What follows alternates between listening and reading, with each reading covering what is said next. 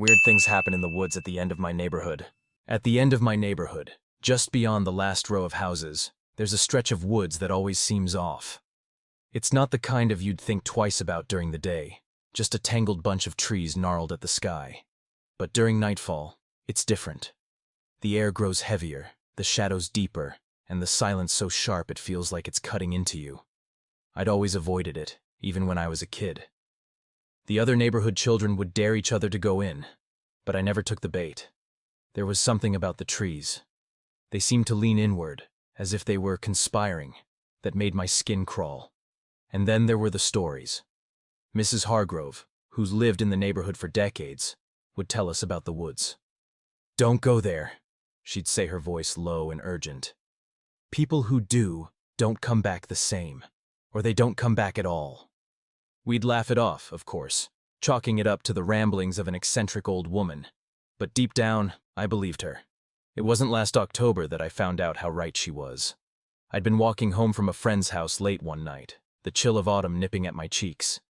The streetlights cast long shadows on the pavement, and the wind carried the faint rustle of leaves from the woods. As I passed the entrance to the trail, a narrow, overgrown path that led into the darkness, I heard it. A whisper. It was soft, I almost thought I had imagined it. But there it was again, barely, like the rustle of dry leaves. It wasn't coming from any particular direction. It seemed to surround me, wrapping around me like a suffocating blanket.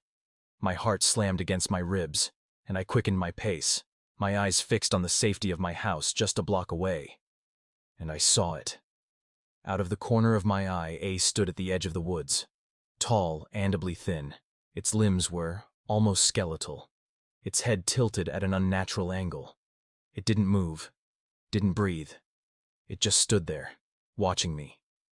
I froze. My breath caught in my throat, and for a moment time seemed to stop. When I blinked, it was gone. I ran the rest of way home, my heart pounding so I thought it might burst. I locked the door behind me and out the window, half expecting to see that figure standing on my lawn, staring up at me. But there was nothing. Just the empty street and the woods, looming in the distance. I thought I was safe, but I was horrible wrong.